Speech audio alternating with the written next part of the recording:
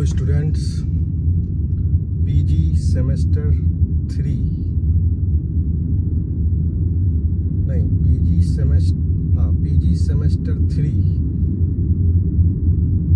Paper AECC 2 students, आज आप, चूँकि मेरे पास टाइम नहीं था आज बोर्ड पर पढ़ा सकूं, तो ट्रैवलिंग है, लेकिन ये कंटिन्यूटी ना टूटे इसलिए थोड़ी देर ही सही एक टॉपिक कवर कर लेते हैं।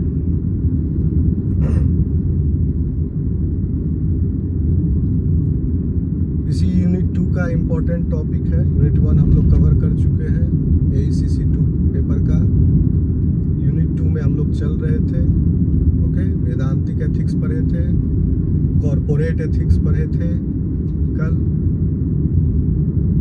आज हम लोग इंटेलेक्चुअल प्रॉपर्टी, हिंदी में इसे बौद्धिक संपदा कहते हैं,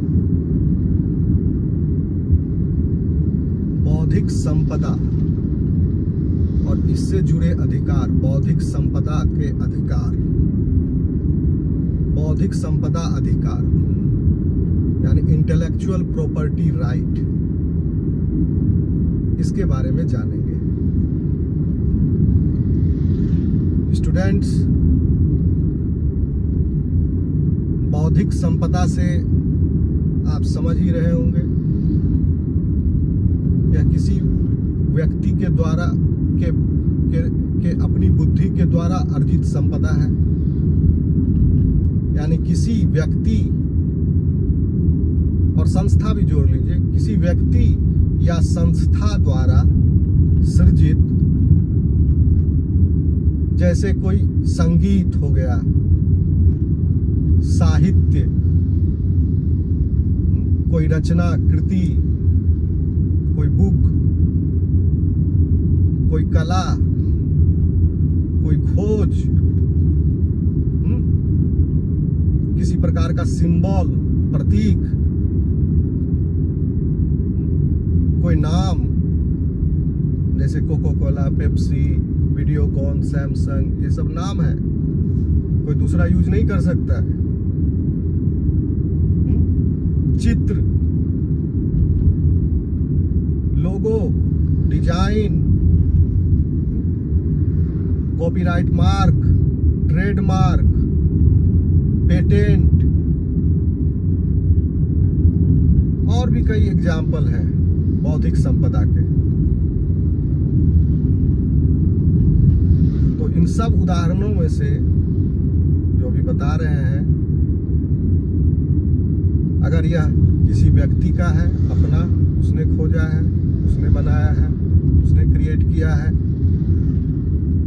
या कोई संस्था, तो उसका इस पर पूर्ण अधिकार होता है। जिस प्रकार कोई किसी भौतिक धन, फिजिकल प्रॉपर्टी का मालिक कोई स्वामी होता है, उसी प्रकार बौद्धिक संपदा का भी स्वामी हो सकता है, होता है। ओके, और इसी के लिए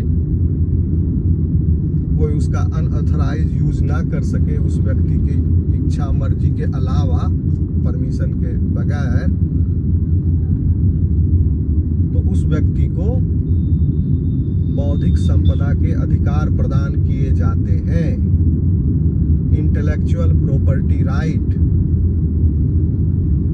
जिस बौद्धिक संपदा के लिए वह फाइल करेगा, राइट क्लेम करेगा, किसी पेटेंट के लिए, जैसे मैंने ये बनाया है, मुझे इसका पेटेंट चाहिए, वो क्लेम करेगा और एक बार उसके ऑफिस से उसे मिल जाएगी, तो फिर वह उसका इंटेलेक्चुअल प्रॉपर्टी राइट हो जाएगा। दूसरे व्यक्ति को उसका इस्तेमाल करने से पहले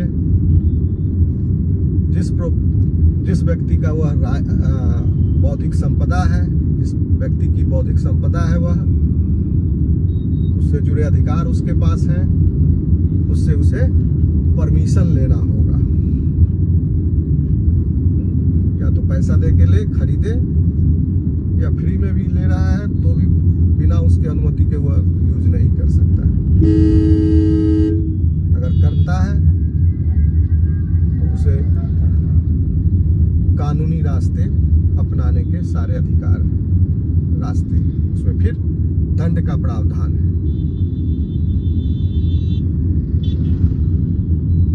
तो इस प्रकार बौद्धिक संपदा का अधिकार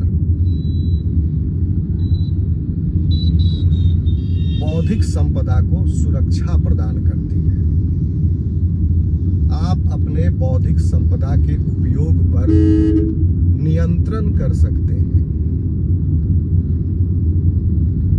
और इस संपदा का उपयोग कर भौतिक संपदा बना सकते हैं, धन का अर्जन कर सकते हैं बौद्धिक संपदा से।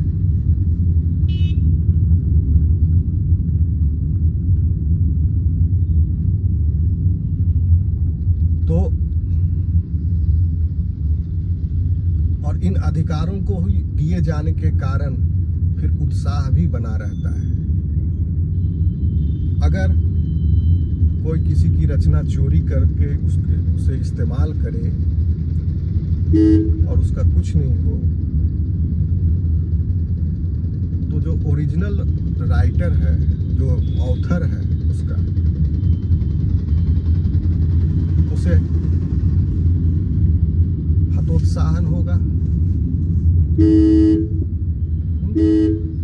वह फिर दूसरी नई रचना लिखने का हिम्मत उसे जुटाने में मुश्किल होगी।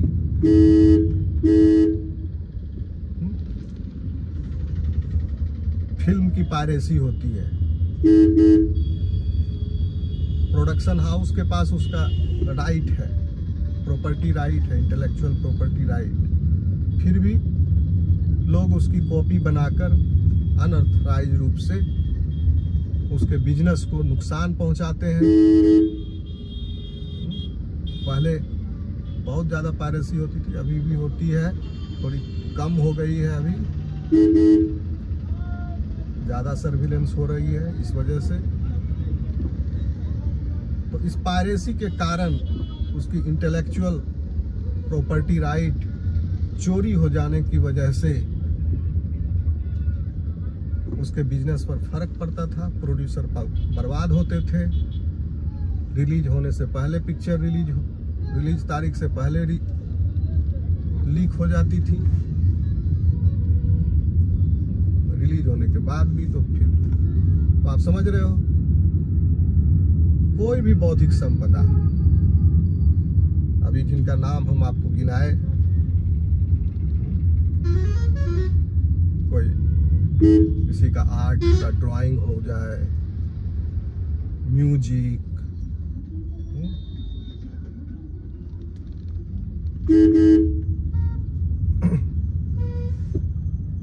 होलोग्राम, उसका लोगो,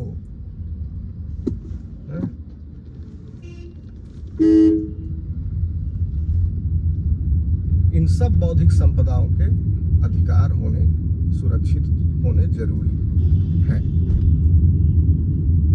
तभी एक पॉजिटिव एनवायरनमेंट होगा और विकास होगा।